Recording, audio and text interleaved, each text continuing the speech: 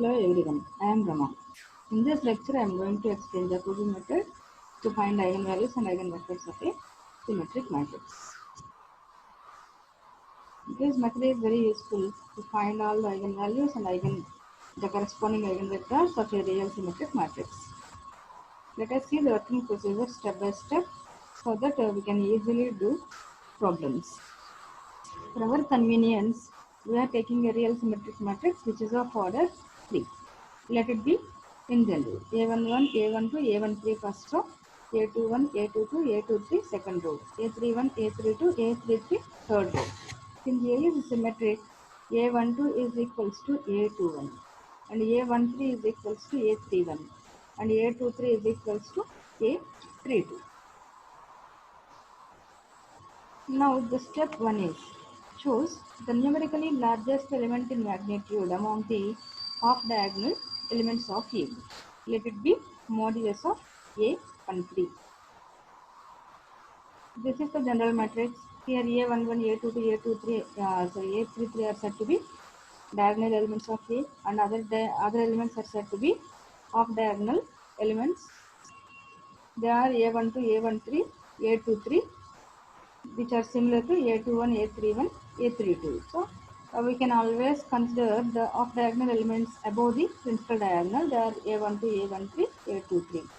Whatever the elements are, whether they are positive or negative, we should consider the absolute value of them. And then we need to choose the maximum element. That means we need to consider mod A12, mod A13, mod A23. And then we need to choose the maximum element. So, we are assuming that modulus of A13 is the maximum value among the off-diagonal element. That is what the first step. This is our assumption that mod A13 has maximum value. This A13 corresponds to first row and third column. This point is very important for the next step. In step 2, we need to form a matrix S1 which acts like a model matrix P which diagonalizes the given matrix A in such a way that D will be in the form of P inverse AP. Instead of P, we are finding S1 here, which is not the exact model matrix S1, which can be approximated in step by step. In each iteration, it can be improved. Form a matrix S1 which is of order 3, which must be of order same as A.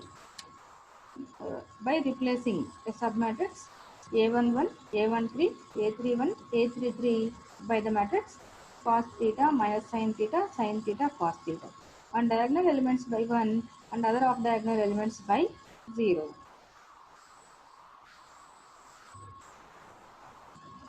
Since in the matrix of A there are 3 rows, 3 columns, A11 in the sense it is the first row, first column. A11 should be replaced by cos theta.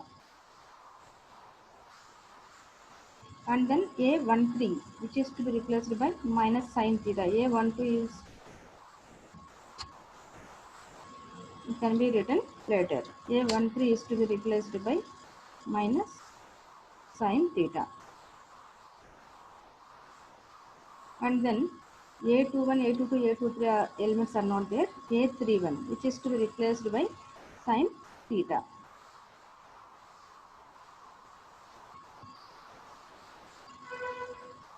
And then A33 third row, third column which is to be replaced by cos theta.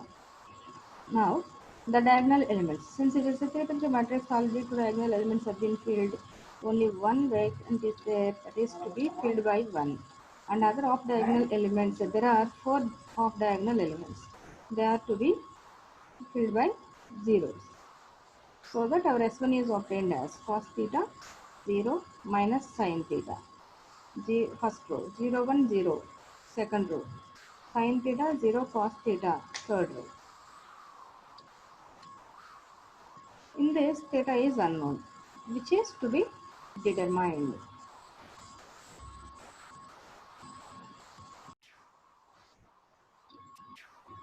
Theta can be determined using the formula 1 by 2 tan inverse of 2a13 by a11 minus a33. This is the general formula we need to remember.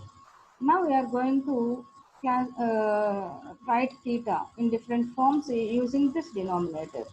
This can be 0 or non-zero. If the denominator is non-zero, that means a11 is not equals to a33. In such a case, theta can be determined using the formula 1 by 2 tan inverse of 2a13 by a11 minus a33. If the denominator is equals to 0, then there are two cases. If the denominator is 0 and numerator is greater than 0, which means something by infinity. Tan inverse of something by infinity. It is tan inverse of infinity. It happens at pi by 2. So theta will become 1 by 2 into pi by 2, which becomes pi by 4. And again the same case, the denominator is 0 and the numerator part is negative. So that it becomes tan inverse of minus something by 0. It is minus infinity.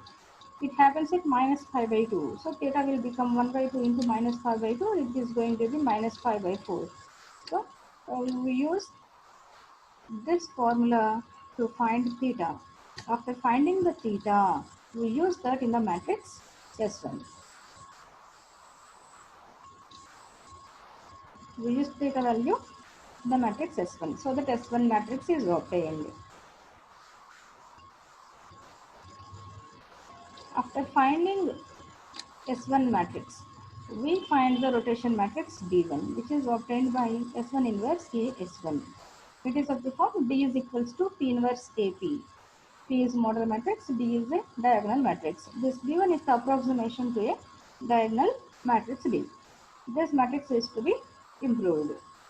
So we find this first rotation matrix D1 using S1 inverse A S1. S1 is already obtained, its inverse can be determined. So the product of three matrices S1 inverse and A and S1 can be determined. That will be our matrix B1. Now for this matrix B1, we use the same process which is applied to the given matrix A. Starts from step 1 to step 3. We find the second rotation matrix B2. So that we can write B2 is equals to S2 inverse B1 S2.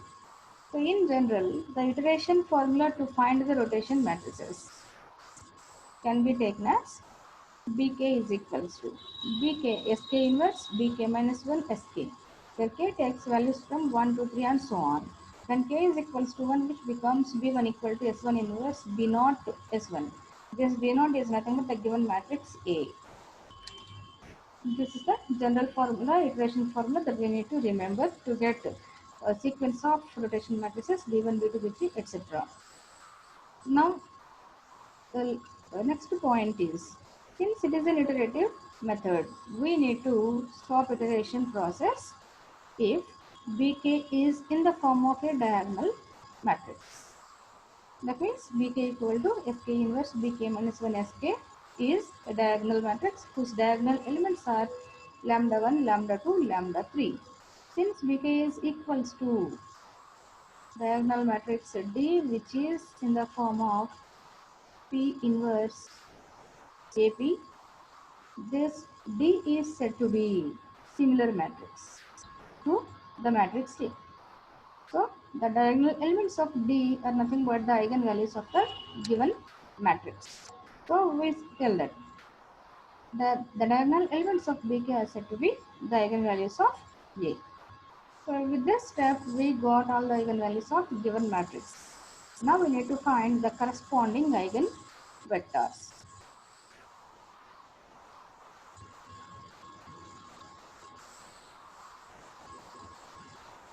For which whatever the sequence of matrices S1, S2, S3 and so on are being determined when finding rotation matrices.